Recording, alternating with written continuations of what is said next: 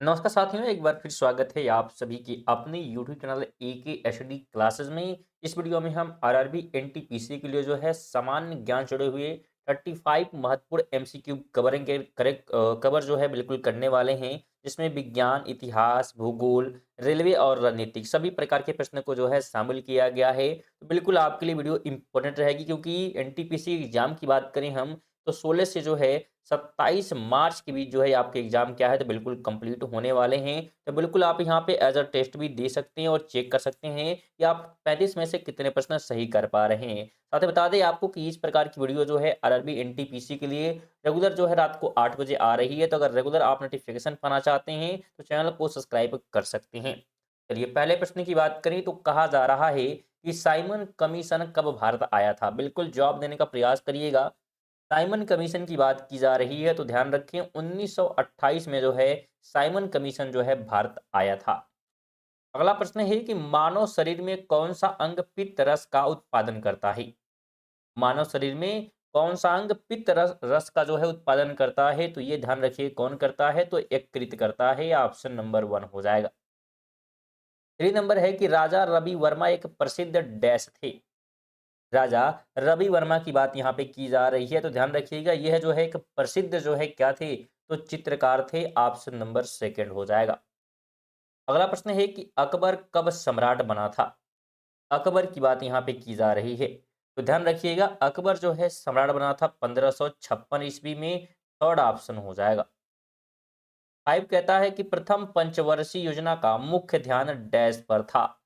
तो प्रथम पंचवर्षीय योजना के अगर मुख्य ध्यान की हम बात करें तो मुख्य रूप से जो है यह कृषि पर केंद्रित था। किस पे, तो कृषि क्षेत्र पर जो है केंद्रित था। ऑप्शन 1 हो जाएगा। 6 नंबर है कि कंप्यूटर में डेटा को किस रूप में संग्रहित किया जाता है। तो कंप्यूटर में अगर हम डेटा की बात करेंगे, ध्यान रखिएगा किस रूप में जो है, तो बिल्कुल बाइनरी के रूप में जो है संग्रहित हम लोग करते हैं। ऑप्शन 4 हो जाएगा। 7 है कि गोदावरी नदी का उद्गम किस स्थान से होता है। गोदावरी नदी का उद्गम जो है किस स्थान से है, तो ब्रह्मगिरी की पहाड़ियों से है। ऑप्शन नंबर 3 हो जाएगा। 8 नंबर है कि 1857 के विद्रोह को अंग्रेजों ने आखिरकार कब दबाया था। 1857 के विद्रोह को अंग्रेजों ने कब जो है दबाया, तो इसे जो है दबाया गया अंग्रेजों के द्वारा 1859 में। ऑप्शन 1 हो जाएगा। अगला प्रश्न है कि हिंदुस्तान रिपब्लिक एसोसिएशन का गठन कब किया गया था। हिंदुस्तान रिपब्लिक एसोसिएशन के गठन की बात की जा रही है, तो 1924 में जो इसका गठन हुआ था। फोर्थ ऑप्शन हो जाएगा। 10 नंबर है कि मानव शरीर की पीएच रेंज कितनी है।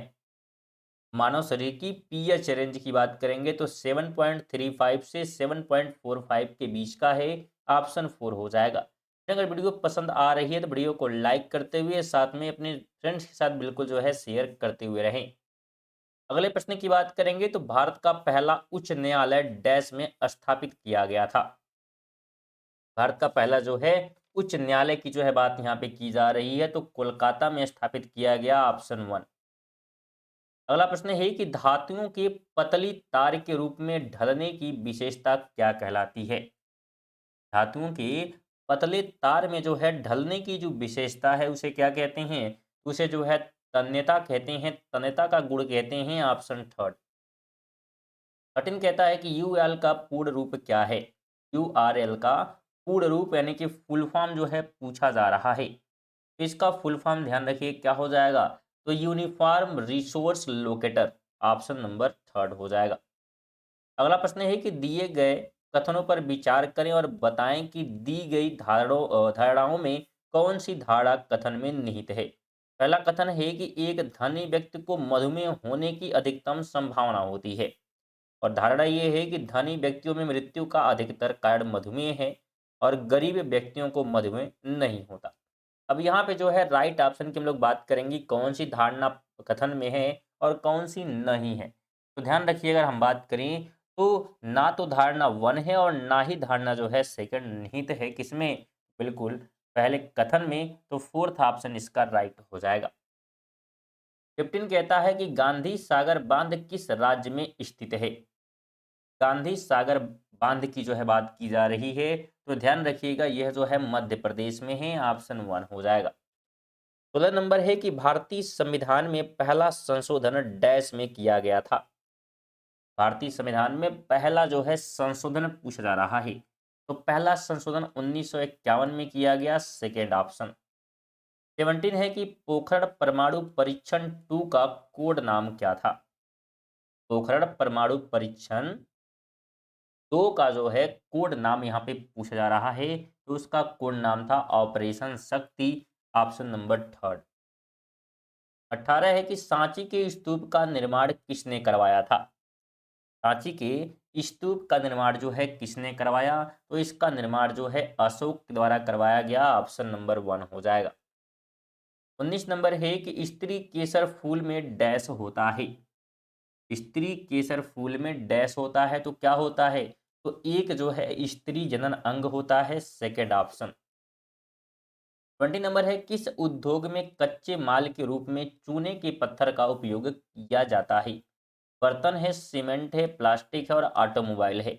इनमें से किसमें जो है कच्चे माल के रूप में चूने के पत्थर का जो है उपयोग किया जाता है, तो ये जो है उपयोग किसमें किया जाएगा, तो बिल्कुल ध्यान रखेंगे सीमेंट इंडस्ट्री में, सीमेंट उद्योग में, सेकेंड ऑप्शन। 21 है कि प्रसिद्ध हिंदी उपन्यास तमस किसने लिखा।